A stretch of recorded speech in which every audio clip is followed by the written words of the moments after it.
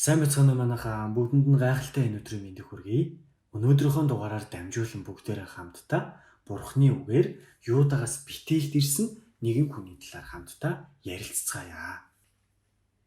Бурхны үгээр ирсэн энэ хүн нь Юудагаас битээлд хизээ ирж байгаа вэ гэхээр Иробоам хаан өөрийн сонгож тогтоосон 8 дугаар сарын 15-ны өдөр битээлд босгосон дахлын ширээнд очиж байгаа. Ингээд Израилийн хүүгүүдэд зориулж баярыг товлоод дахлын ширээн дээр утлаг уугуулахар явж байгаа. Иробоам утлагыг шатаахаар дахлын ширээний хажууд зогсож явах үед нь Бурхны хүн Юдагаас битээлд эзний үгээр ирж эзний үгээр дахлын ширээний эсрэг хашгираад хэлж байгаа л да. Дахлын ширээ. Эзэн ингэж айлтж байна. Давидын гэр бүлд Йосио гэгдэх нэгэн хүү төрнө. Чиний дээр утлаг шатаадаг мөрөглийн өндөрлгүүдийн дахилч нарыг чиний дээр өргөж чиний дээр хүний ясыг шатаах болно гэж байна. Ингээд тэр өдөртөө тэмдэг үзүүлээд энэ нь эзний айлтсан тэмдэг юм аа.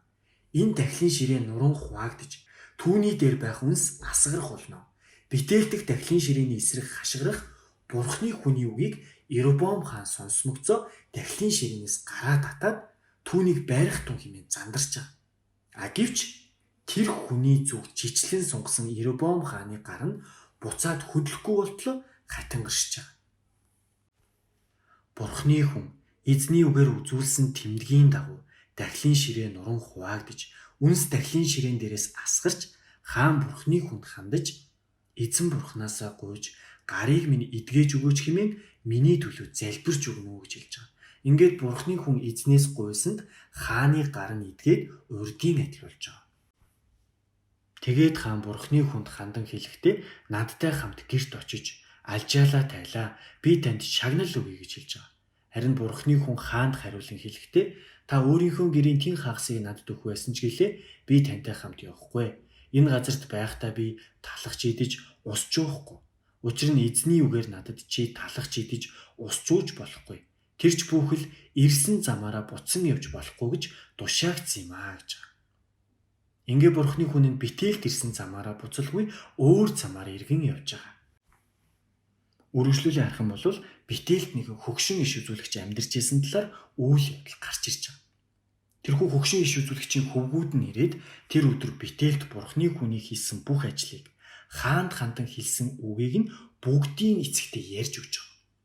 Эцэг нь тэднээс асууж байгаа л да. Тэр аль замаар буцсан бэ гэж асууж байгаа. Хөвгүүд нь яасан бэ гэхээр Юдагаас ирсэн Бурхны хүний эргэн явсан замыг нь харсан ба.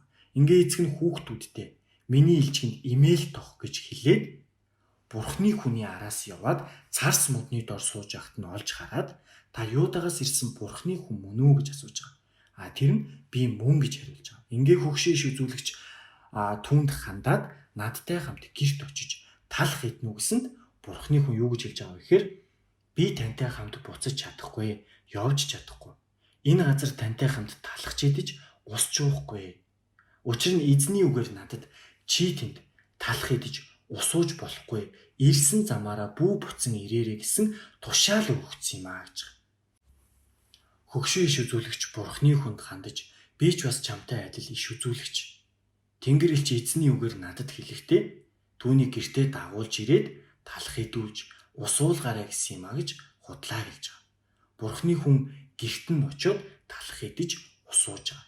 Ингээд тэднийг ширээний ард сууж явах үед нь Бурхны хүнийг буцаа авчирсан иш үзүүлэгчдэр эзний үг бууж ирээд Юдагаас ирсэн Бурхны хүнд хандаж хашгиран уйлж хэлж байгаа.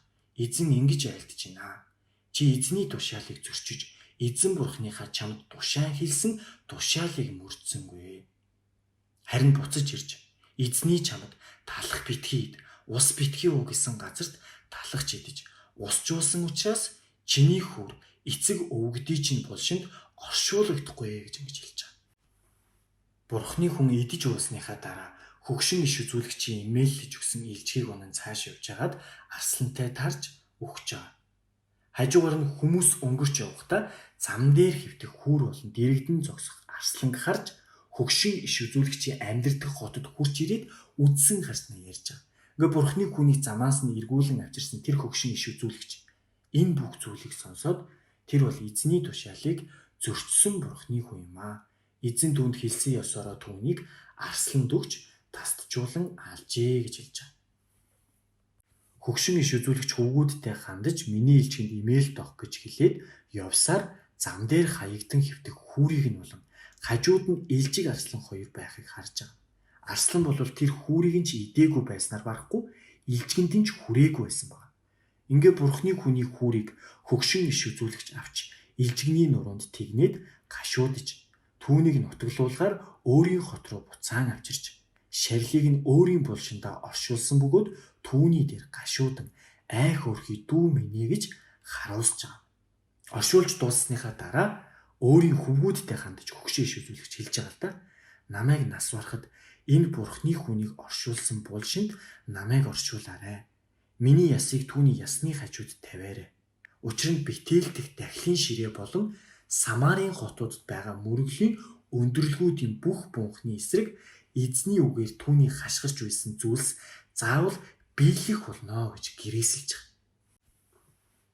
Өнөөдрийнхөө дугаараар бүгдээрээ хамтдаа Бурхны үгээр Юудагаас Бетэлд ирсэн Бурхны хүний талаар ярилцлаа. Бурхныхаа тушаалыг зөрчснөөс болж ямар үр дүнд хүрч байгаа вэ гэдгийг бүгдээрээ хамтдаа өнөөдөр ярилцлаа. Та нар маань Библи судрын Хаадын дээд номны 13 дугаар бүлгээр дамжуулан энэхүү Юудагаас Бетэлд ирсэн Бурхны хүний талаар уншиж сонирхоод үзээрэй. Өнөөдрийн дугаар маань энэ хүрээд өндөрлж байна. Дараагийнхаа дугаараар уулзцаая. Баяртай манайхаа.